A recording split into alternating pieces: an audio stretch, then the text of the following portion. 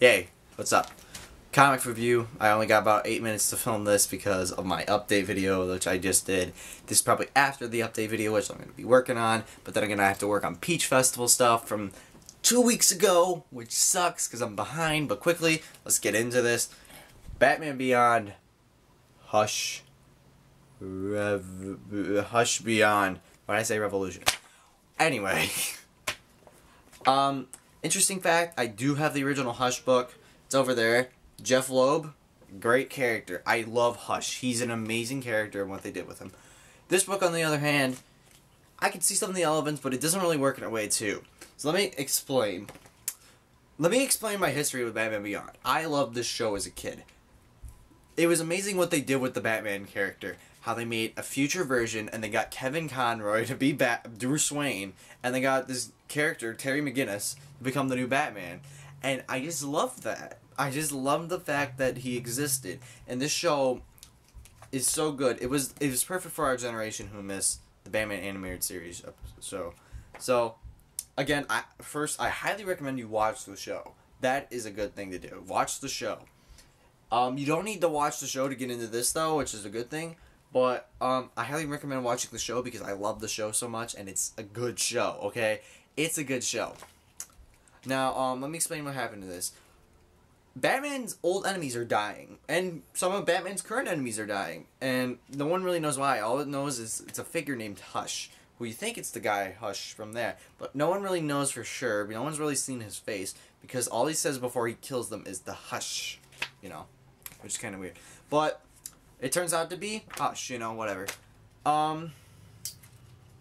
Which is cool, and it's nice to see Bruce Wayne getting all teary up and all that shit. And Terry McGinnis doesn't have a fun time. He has to do detective stuff, which is good. You don't really see that in the show. You don't really see Terry going into detective mode. In this, you really do. And you find out who Hush really is, and I'm not going to really spoil that. I might have a spoiler section at the end to talk about it, because that kind of enraged me a little bit. But actually, yeah, I'm going to do that. But I'm probably going to give my score and then talk about that a little bit. But he finds out who Hush is, and he has to stop it.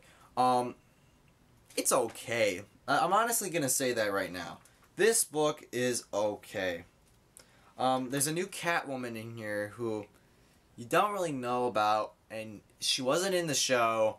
They just introduced her in here, and you're just like, okay. And she's hired by Hush. I'm going to tell you that right now. There's no spoiler to that, but I don't know. It's just not that good. I did like Bruce Wayne in this comic, though, because you actually feel the relationship between him and Terry. That's the key in this book. They finally get a definition of their relationship, and how Terry doesn't feel that Bruce really treats him right as the Batman, and he feels that why should he do this if the guy he's working for is a complete dick to him?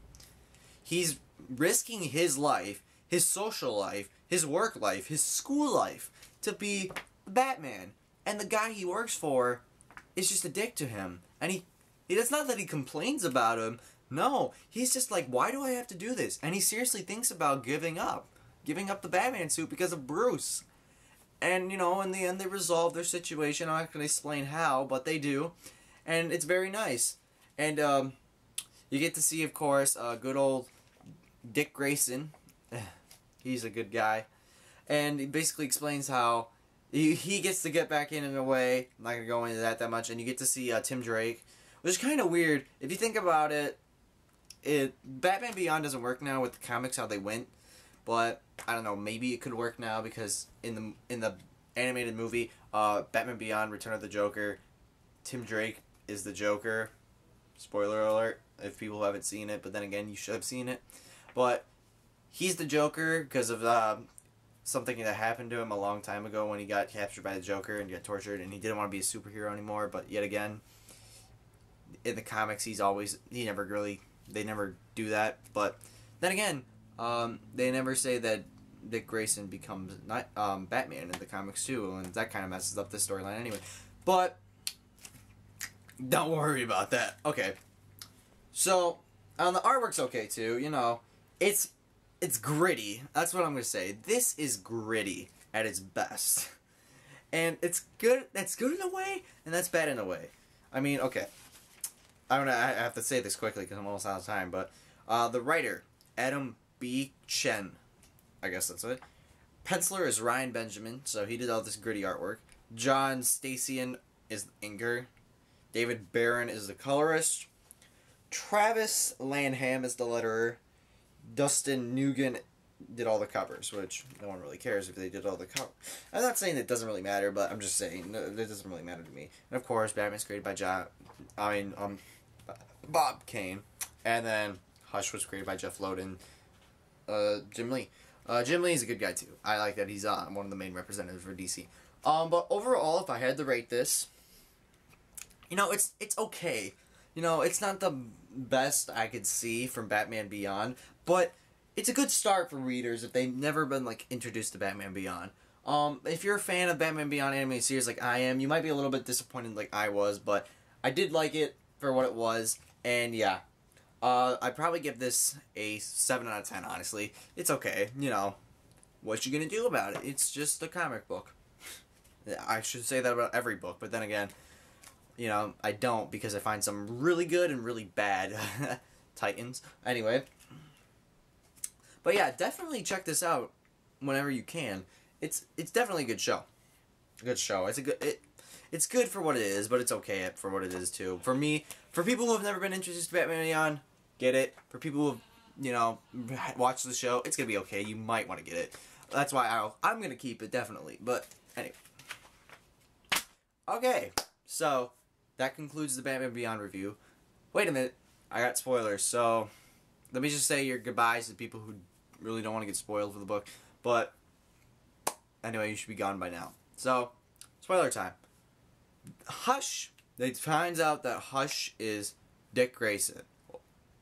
I'll get to that in a minute. First off, what? Second off, that's really stupid because Dick Grayson wouldn't be the villain. And I'm about to get into why I messed this up.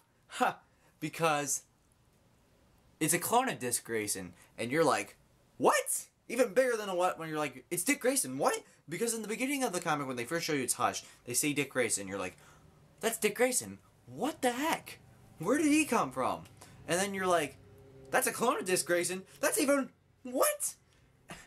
It's weird. Okay, I don't like that. I didn't like the Hush in this book. I like the original Hush, how was Batman's old best friend. Now it's a clone of Dick Grayson. Okay? That's really stupid. For me, that kind of hurt me as a fan a little bit. I would have liked it better if it was like the son of the guy who became Hush. Like he found out his father was Hush, if he did have a son. Because I know he had a granddaughter, so he had to have a son. So, yeah, that kind of helps. But I wish it was his son. That would be kind of cool. That is like, oh my god, my dad was Hush. Oh my god, I know who Batman is. I need to get revenge because this guy disgraced my dad. Okay? And yeah, that would have been cool. But no, not a clone of Dick Grayson, okay? I'm sorry. It just doesn't make sense to me. Alright, but that's all done for the review. I'll check you guys back later for more comic reviews. Honestly, there will be more comic reviews. I have a lot of books to go through, so... Catch you later.